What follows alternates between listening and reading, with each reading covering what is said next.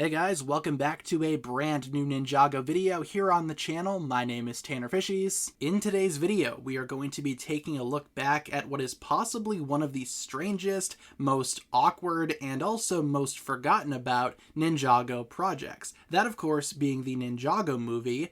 Not that Ninjago movie, but the other Ninjago movie that was released around the same time, that not a lot of people know about. And if they did know about it, chances are they forgot about it. That, of course, being Ninjago, Master of the Fourth Dimension. Now, with that being said, since we do have a new Ninjago movie confirmed to be in the works, I've been thinking a lot about the other Ninjago movies. Yes, that one, but also Master of the Fourth Dimension, which, for those that don't know, was a Legoland exclusive Ninjago movie that was never truly released to the public outside of Legoland attendees. This movie was a 4D movie, again, that was exclusive to Legoland, released on January 18th, 2018, exactly 2 days before the first English episode of Sons of Garmadon would debut in Australia. So this was right around the time of Season 8 coming out. And by the way, I use the term movie very loosely here. This is not a full-length Ninjago movie. This movie, if you will,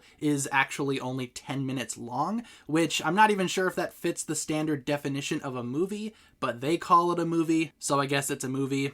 I don't know. And you can actually find a full-on trailer for this movie online on official Legoland YouTube channels. The actual movie itself, though, well, you can find it, but it's not the best quality. You can find a recording online, as you can see with some footage right here. It was actually showcased in a theater because, again, this was a 4D movie at Legoland. But right here, this is the only recording that I could find online of the full movie. The full thing in high quality just does not exist.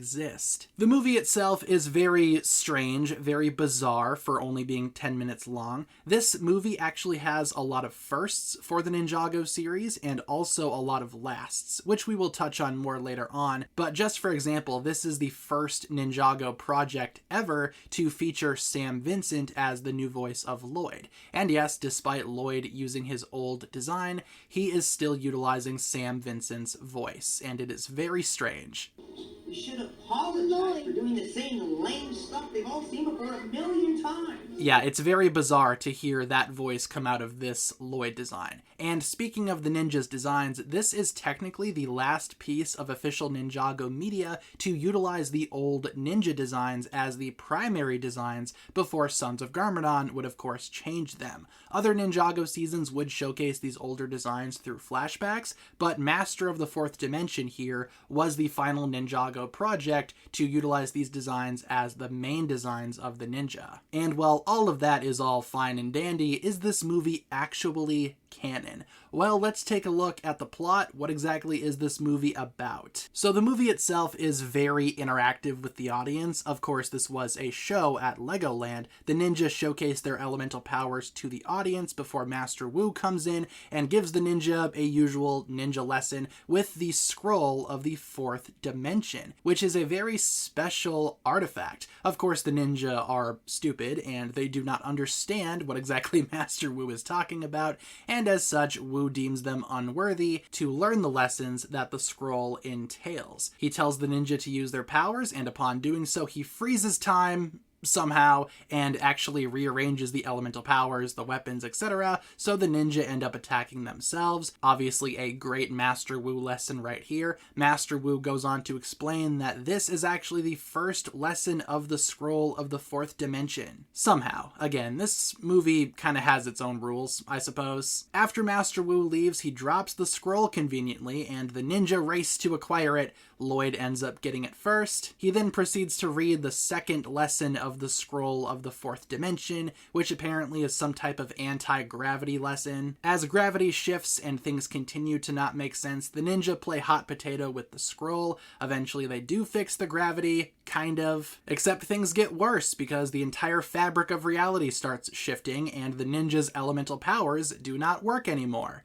Fantastic. Nia, being the only one with functioning brain cells it seems, finally understands what Master Wu was trying to say, that this entire lesson was a matter of perspective. She turns the scroll upside down and everything gets fixed. Wonderful. After everything miraculously gets fixed, Master Wu comes back and informs the ninja that perhaps they are ready to learn the secrets of the scroll of the fourth dimension after all, to which the ninja humorously disagree, having literally just nearly collapsing all of existence onto itself. And Master Wu chuckles. Maybe it's for the best that the ninja do not learn these secrets.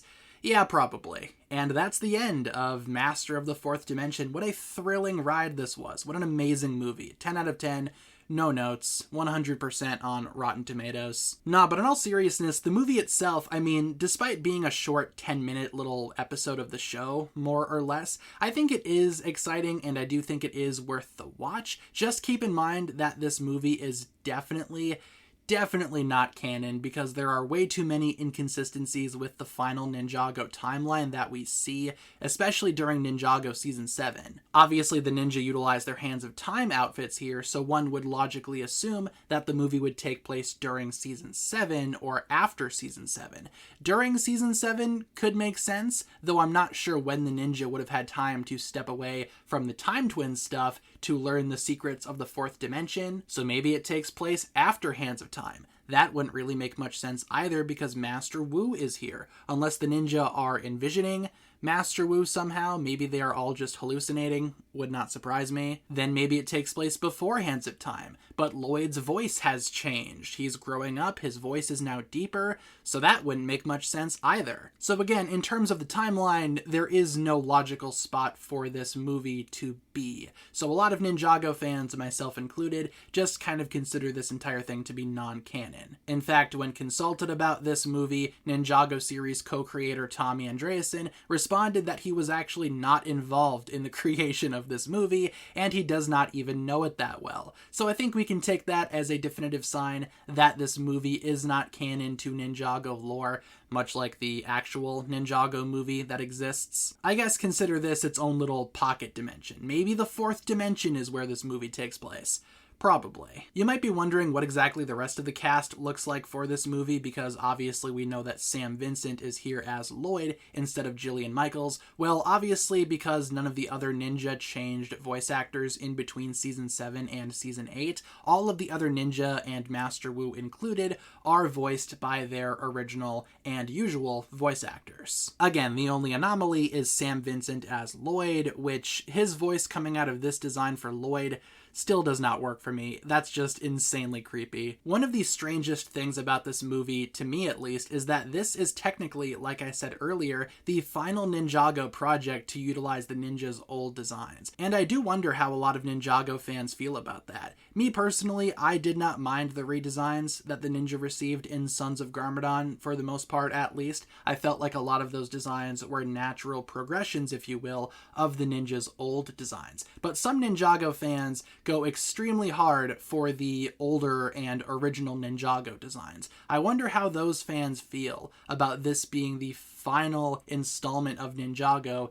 to utilize the classic designs. Also, for some reason, this movie just reeks of Doctor Strange. I don't know why. Maybe the Ninjago staff thought that the Doctor Strange movie was really popular with Ninjago fans, but we have the ninja performing interdimensional spells, using these little hand motions that look very similar to what they do in the Doctor Strange movie. I'm not sure who at LEGO was obsessed with Doctor Strange, but overall, that's pretty much Ninjago Master of the Fourth Dimension, the forgotten and lost Ninjago movie that not a lot of people know and not a lot of people remember. I, for one, have never seen this movie in person in high quality because I have not attended a Legoland ever, but of course there is a recording of this movie online, like I said earlier. I will link that down below in the description if you would like to check that out. But in the meantime, I hope you enjoyed this retrospective look back at this very strange Ninjago movie, of course in preparation for the new Ninjago movie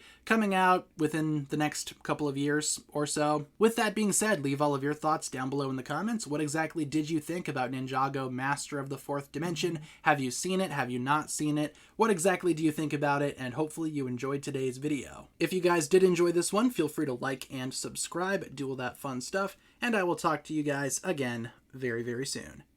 Peace.